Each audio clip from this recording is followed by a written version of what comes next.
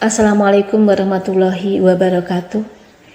Kisah yang akan saya bagikan ini adalah pengalaman saya ketika bertemu dengan seseorang yang mengaku pernah mengalami mati suri. Kisah ini saya bagikan agar kita mengambil pelajaran untuk lebih menambah keimanan kita kepada Allah dan bisa lebih memperbaiki ibadah kita. Saat itu saya sedang berada di rumah sakit mengantar anak saya periksa. Ketika menunggu antrian, saya duduk bersebelahan dengan seorang bapak-bapak. Kemudian kami berbincang, dan pada kesempatan itu beliau mengatakan pada saya bahwa beliau pernah mati suri. Kemudian saya bertanya, pada saat beliau mengalami mati suri, apa yang beliau alami? Beliau bercerita bahwa pada saat itu beliau dipukuli oleh malaikat.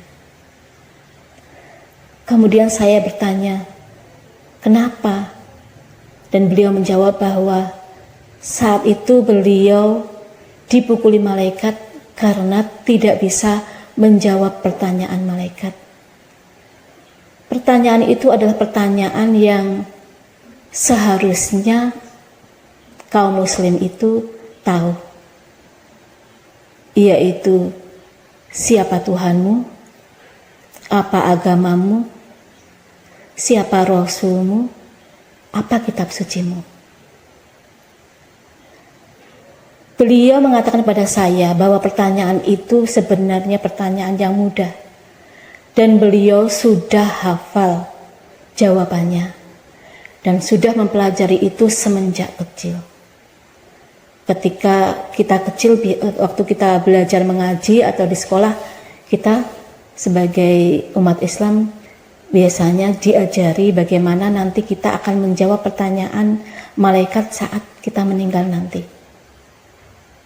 Tapi kata beliau, anehnya pada saat beliau ditanya pertanyaan itu, beliau tidak bisa mengingat satupun jawabannya. Karena beliau tidak bisa menjawab, akhirnya malaikat memukulinya. Dan ketika pertanyaan itu ditanyakan lagi, beliau tidak bisa menjawabnya sama sekali. Sehingga malaikat memukulinya lagi.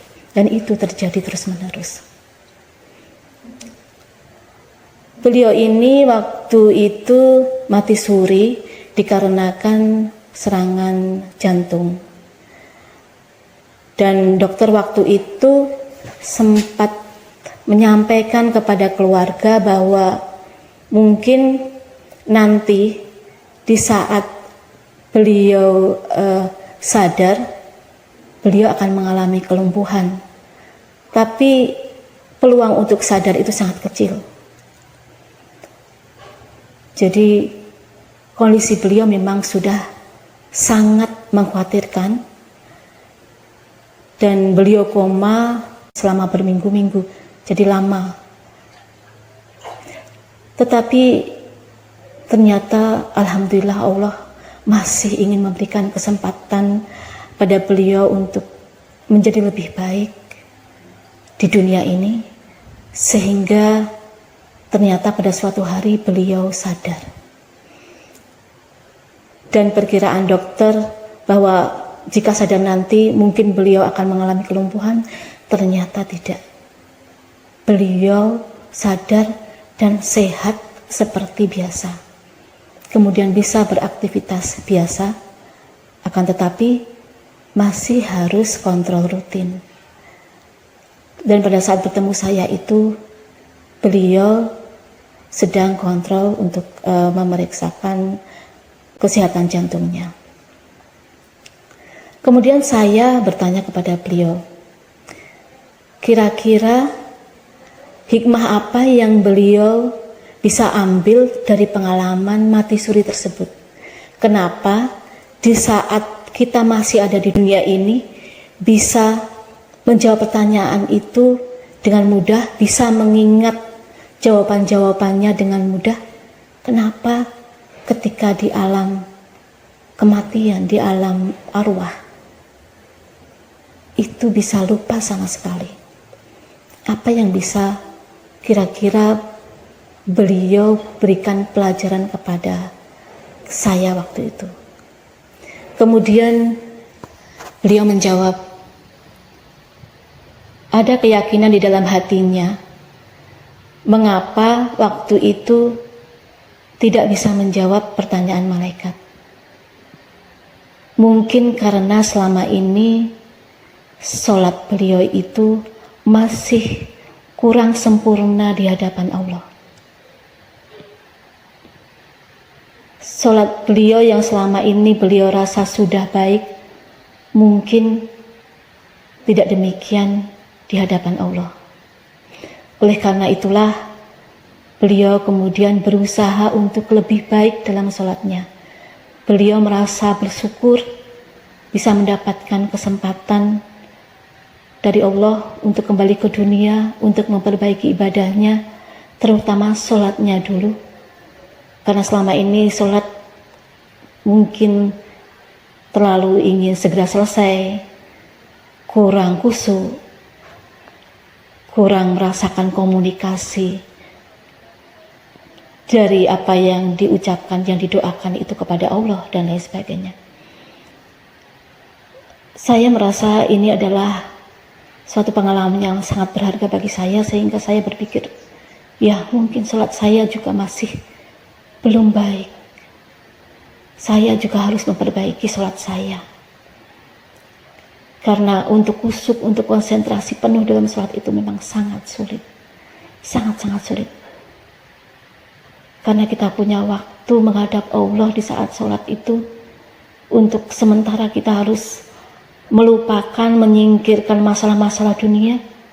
Tapi setan selalu mengganggu kita dengan memasukkan masalah dunia, membuat kita ingat masalah-masalah dunia di dalam sholat. Dan itu sesuatu yang luar biasa, sangat sulit. Jadi saya pun kemudian waktu itu juga berusaha untuk memperbaiki sholat saya. Bahkan sampai sekarang pun saya masih berusaha, masih dalam tahap belajar. Semoga Allah memberikan petunjuk dan bisa menerima ibadah saya, baik sholat maupun ibadah yang lainnya. Karena tanpa pertolongan Allah, saya tidak akan mampu. Tanpa petunjuk Allah, saya tidak akan tahu.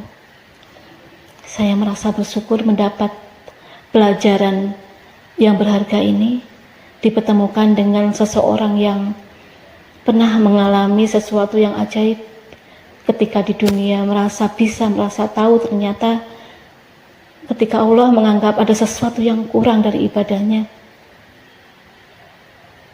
tidak bisa menjawab dan tidak bisa mengingat. Akhirnya ada hukuman yang dia rasakan. Oleh karena itu, semoga kita semuanya bisa memperbaiki ibadah kita, bisa terus mengingat Allah, bisa melakukan apapun karena Allah. Dan ingatlah bahwa kita semuanya akan menghadap Tuhan kita, menghadap Allah. Dan itu pasti, karena kita tidak pernah melihat satupun orang di dunia ini yang sudah berapa, tidak bisa terhitung jumlah manusia, satupun tidak ada yang masih hidup, masih berjalan-jalan di muka bumi ini, tidak ada. Jadi untuk yang hal ini kita bisa mengatakan kematian itu insya Allah pasti akan terjadi pada semua orang. Tidak peduli itu dia pintar, tidak peduli dia itu punya jabatan paling tinggi, tidak peduli dia itu kaya luar biasa, tidak ada yang bisa menolak keputusan Allah ini. Satupun tidak ada yang bisa menolaknya.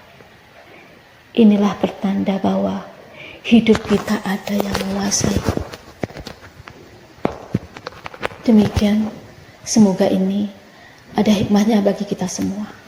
Wassalamualaikum warahmatullahi wabarakatuh.